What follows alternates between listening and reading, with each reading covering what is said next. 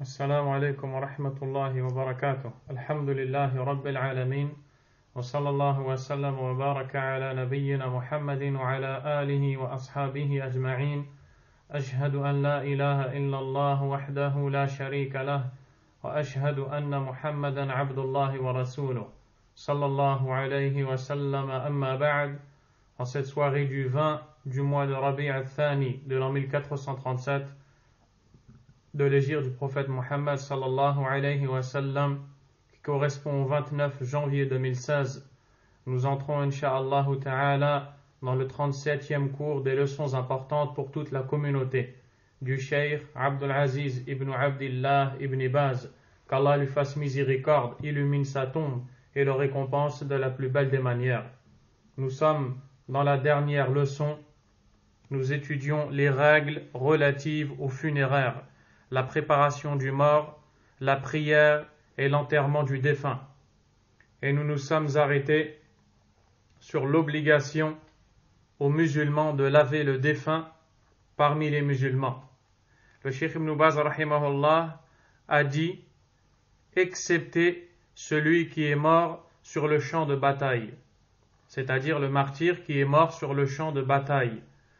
Il a bien précisé celui qui est mort sur le champ de bataille, car dans les textes, dans les récits du prophète sallallahu alayhi wa sallam, plusieurs personnes ont été qualifiées comme étant martyrs alors qu'elles sont mortes de choses différentes de la rencontre de l'ennemi.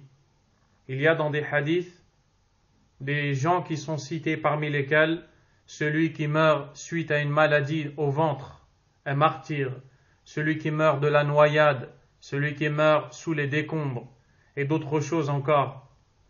Il s'agit du fait ils rejoindront les martyrs dans la récompense, mais dans les règles relatives au lavage de leur corps, ils sont comme ceux qui ne sont pas martyrs. C'est pour cela que le Cheikh Ibn Baz rahimahullah a précisé le martyr mort sur le champ de bataille. Ensuite, le Cheikh Ibn Baz nous dit: en effet, le martyr ne doit pas être lavé et on ne doit pas prier sur lui. On l'enterre dans ses habits, cela conformément aux actes du prophète sallallahu alayhi wa sallam lors de la bataille de Uhud, comme on le voit dans le récit rapporté par l'imam Ahmad rahimahullah d'après Jabir radiyallahu anhuma qui dit: لما كان يوم أحد أشرف النبي صلى الله عليه وسلم على الشهداء الذين قتلوا يومئذ فقال زملوهم بدمائهم. Le jour de la bataille de Uhud, le prophète sallallahu alayhi wa sallam a regardé les corps des musulmans tombés dans le combat et a dit: enveloppez-les avec leur sang, c'est-à-dire pas de lavage, on les enveloppe comme ils sont. Et la réponse à la question qui pourrait se poser, quelle est la sagesse de cela, est donnée dans le récit rapporté par l'imam al-Bukhari et Muslim d'après Abu Huraira, où le prophète sallallahu alayhi wa sallam a dit: ma min majruhin juriha fillah illa ba'athahu Allahu yawm al-qiyamati wa jurhuhu yadma al-lawnu lawnu ad-dam wa ar-rihu rihu al-misk. Il n'est pas un blessé qu'il a été dans la voie d'Allah sans qu'il ne soit ressuscité le jour de la résurrection par Allah avec sa plaie ouverte. La couleur est celle du sang, mais l'odeur sera celle du parfum. Et ceci est une récompense d'Allah tabaraka wa ta'ala. Quatrièmement, la description du lavage du mort. Le Cheikh Ibn Baz rahimahullah nous dit: on lui couvre ses parties intimes, on l'élève légèrement et on lui presse le ventre délicatement. Puis celui qui est chargé de le laver s'enroule un tissu sur la main ou quelque chose de semblable et l'utilise pour lui nettoyer ses parties intimes. C'est donc la première chose que l'on doit faire avec le cadavre du défunt. On doit tout d'abord, bien sûr, lui enlever ses vêtements, mais prendre soin de couvrir sa nudité, c'est-à-dire la distance qu'il y a entre les genoux et le nombril. On doit donc faire en sorte de poser un tissu ou même quelque chose d'autre comme du plastique qui n'est pas transparent dans le but de cacher sa nudité. Car il n'est pas permis aux musulmans de voir la nudité de son frère, de son vivant et même après sa mort. C'est un respect de la nudité de l'individu qu'Allah tabaraka wa ta'ala nous a ordonné. On ne doit donc pas regarder cela. Ensuite, on doit le lever. On lève légèrement et on lui presse le ventre délicatement. C'est-à-dire que le cadavre est allongé. Sa nudité est cachée. L'individu ou ceux qui vont le laver vont venir et vont mettre leurs mains sous sa nuque, la main gauche sous sa nuque et la main droite sur son ventre. Ensuite, il va essayer de lever le corps quelque peu et compresser le ventre de façon douce et délicate. La sagesse de cela, c'est de faire extraire ce qui pourrait rester comme résidu dans sa poitrine, dans son ventre et même dans sa bouche, dans le but bien sûr de le nettoyer. Puis celui qui est chargé de le laver s'enroule un tissu sur la main ou quelque chose de semblable et l'utilise pour lui nettoyer les parties intimes. Nous revenons juste au fait de presser son ventre. Il ne faut pas le faire avec dureté, car le fait qu'il est mort ne veut pas dire qu'on ne doit pas lui porter la même considération que quand il était vivant. La sacralité du croyant est identique de son vivant et même après sa mort. Ensuite, celui qui va procéder à son lavage va s'enrouler un tissu sur sa main, ou comme dit le Cheikh Ibn Baz rahimahullah, ou quelque chose de semblable. Et grâce à Allah, aujourd'hui, nous avons des gants en latex, en plastique et toute autre chose encore qui nous permettent de se couvrir la main. Pourquoi ? Parce que c'est cette main que l'on va utiliser pour nettoyer les parties intimes du défunt. Et il n'est pas permis de toucher peau contre peau les parties intimes de quiconque, notamment celle du défunt ici, car c'est ce qui nous concerne. Donc, le musulman doit nettoyer les parties intimes du défunt, avec, bien sûr, un obstacle dans sa main. Cheikh Ibn Baz rahimahullah dit, puis il lui fait les ablutions comme pour la prière, car le récit est rapporté par l'imam al-Bukhari d'après Atiyya radiyallahu anha.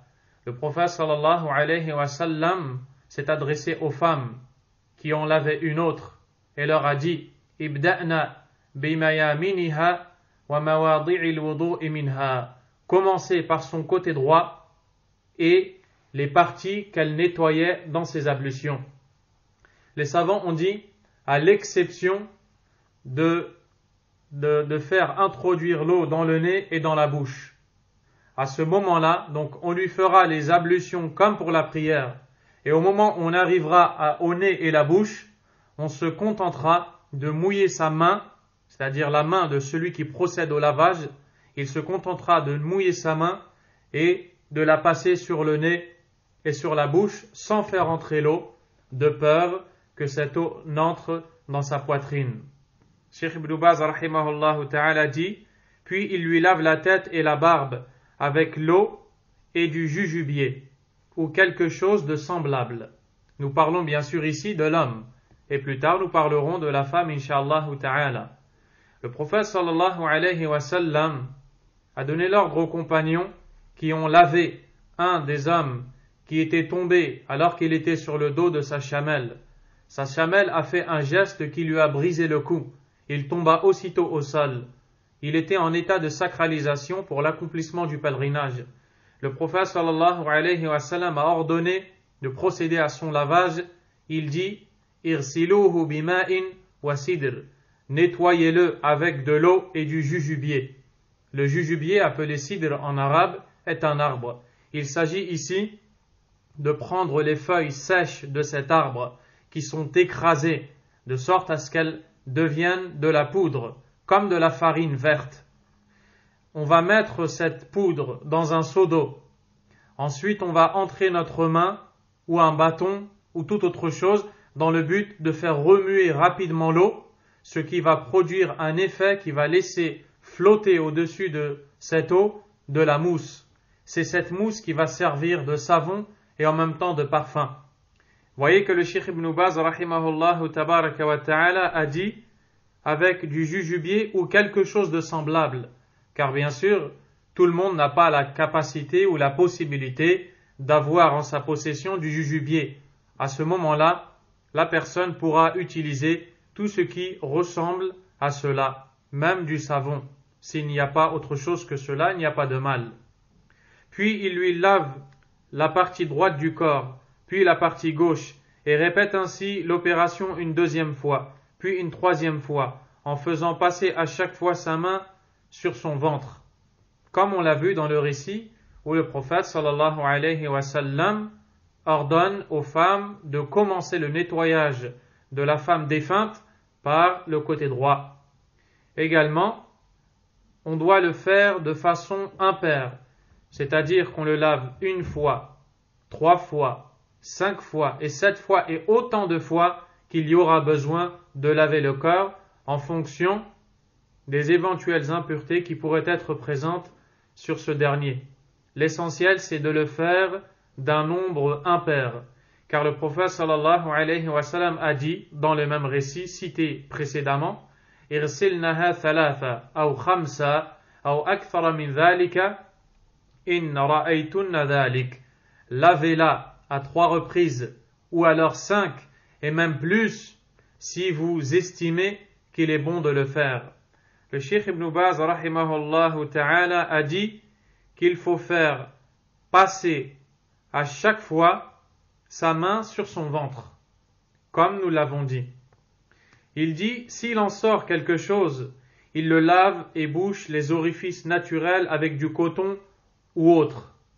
C'est-à-dire que si, pendant que on procède au lavage du défunt, des excréments ou toute autre impureté sortent des orifices, que ce soit les orifices, les voies naturelles, avant ou arrière, il faudra alors boucher ces orifices avec du coton ou ce qui est semblable. Cheikh nous dit, s'il ne tient pas, on utilise de l'argile ou tout autre moyen médical moderne, tel un pansement adhésif ou autre. Pourquoi l'argile? Car l'argile est quelque chose de solide. C'est quelque chose qui solidifie et donc va boucher l'orifice. Ainsi, il empêchera toute impureté de sortir du corps, car le but est de purifier le corps et de le préparer à la rencontre d'Allah subhanahu wa ta'ala. Cheikh Ibn Baz dit, ensuite il lui refait ses ablutions. Si 3 fois il lui refait les ablutions, si 3 fois ne suffisent pas à le nettoyer, il le lave jusqu'à 5 ou 7 fois. Puis il l'essuie avec une serviette et lui parfume les aisselles et les membres sur lesquels il se prosternait, visage, mains, genoux, pieds. Mais s'il lui parfume tout le corps, c'est encore mieux. Il parfume également son linceul avec de l'encens. Cheikh Ibn Baz rahimahullah ta'ala nous enseigne qu'il faut faire les ablutions aux morts, les mêmes ablutions que l'on fait lorsque l'on va pratiquer ou appliquer la prière. Ensuite, après tout cela, on va procéder au séchage avec une serviette, et s'il n'y a pas de serviette, on peut le faire avec tout autre tissu et vêtements. Il faut également le parfumer, particulièrement les endroits qui sont susceptibles de laisser de mauvaises odeurs se dégager, tels que les aisselles, ce qu'on appelle en arabe al-maghabin, ce sont les endroits dans le corps comme les aisselles et même derrière les genoux, les endroits où il peut y avoir des mauvaises odeurs qui se dégagent. Ensuite, on lui parfumera les membres qui se prosternaient au sol. On lui parfumera ainsi le front, le visage, les mains, les genoux, les pieds. Et on peut également lui parfumer l'ensemble du corps. Ceci a été rapporté de certains des Sahaba radiyallahu anhum, comme Anas ibn Malik radiyallahu anhu, et aussi Abdullah ibn Umar ibn al-Khattab radiyallahu anhuma. Cheikh Ibn Baz rahimahullah ta'ala dit ensuite qu'il faut donc lui parfumer le linceul. Il nous dit, il parfume également son linceul avec de l'encens. Le linceul, c'est le tissu blanc que l'on va utiliser pour envelopper le défunt, et donc pour lui couvrir sa nudité. Mais d'une manière particulière, on va le parfumer si possible en brûlant de l'encens. Et l'encens, c'est ce qui ressemble à ce charbon que l'on va poser sur du feu ou sur une plaque chauffante, et suite à ça, de la vapeur va se dégager, et cette vapeur va dégager une bonne odeur. Ensuite, on prendra le tissu et on le fera passer au-dessus de la vapeur qui se dégage, de la fumée qui se dégage, dans le but que le tissu s'imprègne de cette bonne odeur. Et c'est donc une bonne chose que d'agir ainsi. Et le prophète sallallahu alayhi wa sallam a dit إِذَا جَمَّرْتُمُ الْمَيِّتَ فَأَوْتِرُوا. Lorsque vous parfumez le linceul du défunt, faites-le de façon impaire. Faites-le de façon impaire. Cheikh Ibn Baz dit, si ses moustaches ou ses ongles sont trop longs, il les coupe. Il n'y a pas de mal s'il ne les coupe pas. Il ne lui brosse pas les cheveux, ni rase ses poils pubiens, et ni le circoncis, car rien ne prouve ses actes. Et donc, si celui qui lave le défunt estime que ses ongles sont trop longs, il n'y a pas de mal à lui couper. S'il estime que sa moustache est trop longue, il n'y a pas de mal à la désépaissir et reprendre un peu dans le but de purifier le défunt. Cheikh Ibn Baz rahimahullah ta'ala nous dit que il n'y a pas de mal s'il ne les coupe pas. Il ne lui brosse pas les cheveux, ni rase ses poils pubiens. Les poils pubiens, ce sont les poils qui poussent sur le pubis. Le pubis, c'est le bas du ventre, tout près des parties génitales. Cheikh Ibn Baz nous dit, quant à la femme, on lui noue les cheveux en 3 tresses qu'on lui met ensuite derrière la tête. Et ceci est une sunna dans le récit rapporté de Atiyya, dont nous avons lu une partie. Elle nous dit وَمَشَطْنَاهَا ثَلَاثَةَ قُرُونَ. Elle nous dit que lorsqu'elles ont lavé Fatima radiyallahu ta'ala anha, ou alors une autre parmi les femmes des Sahaba radiyallahu ta'ala anha, qu'elles les ont peignées et qu'elles lui ont fait 3 tresses, 3 nattes qu'elles ont laissé tomber derrière le dos. Walhamdulillah. 5e, l'enveloppement du corps dans un linceul. Le linceul, c'est ce tissu blanc que l'on va utiliser pour envelopper le mort. Comment est-ce que l'on doit procéder? De la façon suivante. Il est préférable de l'envelopper dans 3 pièces de tissu blanc, dans lesquelles on l'enroule sans chemise ni turban, conformément au linceul dans lequel a été enveloppé le prophète sallallahu alayhi wa sallam. Par ailleurs, s'il porte une chemise et un pagne, puis est enveloppé dans un grand drap, il n'y a pas de mal. La 5e étape, c'est donc le fait de vêtir le mort, le défunt, du linceul. Le but étant de couvrir le mort et de le cacher. Et quand le prophète sallallahu alayhi wa sallam a quitté cette vie d'ici-bas, les compagnons radiyallahu anhum l'ont enveloppé dans 3 tissus blancs, comme nous le rapporte Aïcha, son épouse, radiyallahu ta'ala anha, qui nous dit Kuffina Rasulullah sallallahu alayhi wa sallam fi 3 athwabin bidin sahuliyatin min kursuf, ay min qutn, laysa fiha qamisun wala imamah. Le hadith est rapporté par Al-Bukhari et Muslim. Quand le prophète sallallahu alayhi wa sallam a été enseveli, on lui a mis 3 tissus blancs en coton. Il n'avait donc pas de chemise, pas de tunique, il n'avait pas non plus de turban, comme il les portait de son vivant, sallallahu alayhi wa sallam. Et bien sûr, on doit l'envelopper en lui mettant les tissus un par un. On doit lui mettre les tissus un par un. Walhamdulillah. Al-Cheikh Ibn Baz a dit, quant à la femme, elle est enveloppée dans 5 pièces de tissu. Une chemise, un voile, un pagne et 2 grands draps. Le petit garçon, lui, est enveloppé dans un linceul constitué d'1 à 3 tissus. La petite fille, elle, est enveloppée dans une chemise et 2 draps. Vous l'avez compris, il nous parle de 3 personnes, la femme, le petit garçon et la petite fille. Quant à la femme, elle sera enveloppée dans 5 tissus, dans 5 pièces de tissu. Une chemise, un voile, un pagne et 2 grands draps.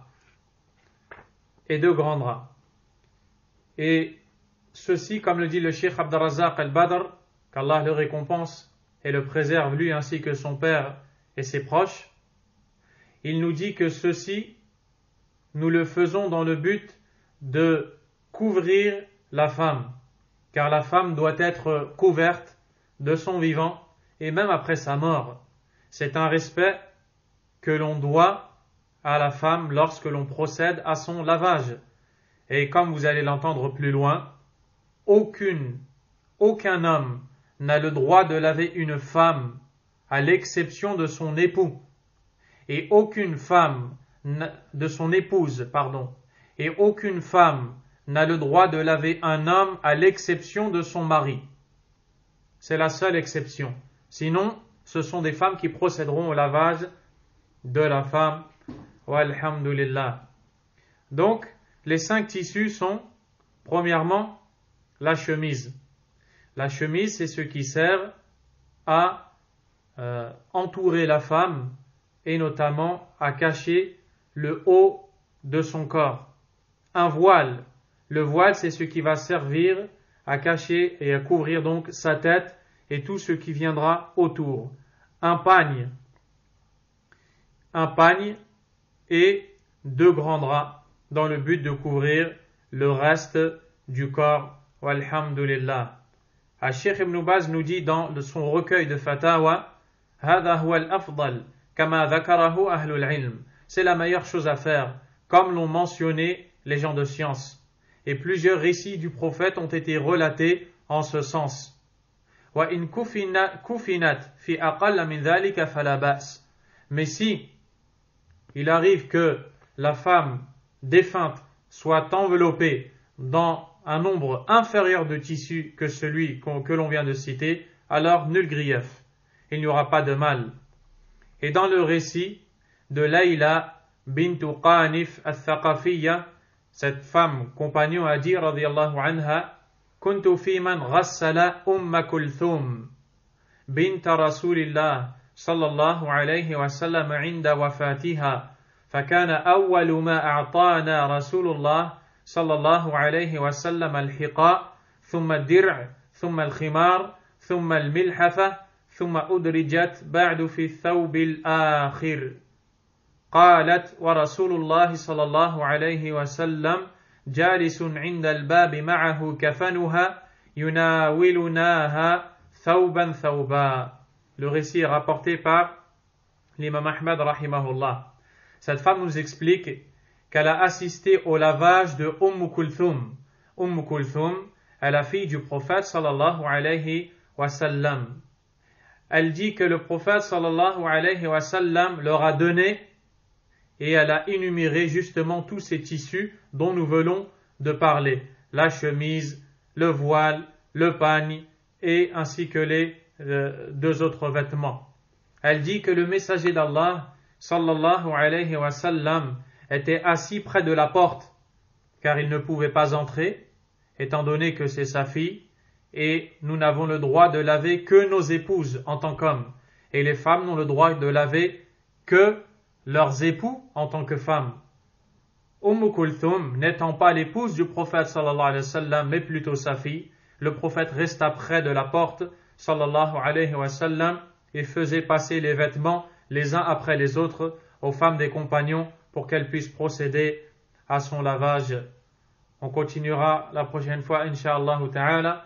Wallahu a'lam. Wa sallallahu wa sallam wa baraka ala nabiyyina Muhammad wa ala alihi wa ashabihi ajma'in. Subhanaka Allahumma wa bihamdik. Ashhadu an la ilaha illa ant. Astaghfiruka wa atubu ilayk.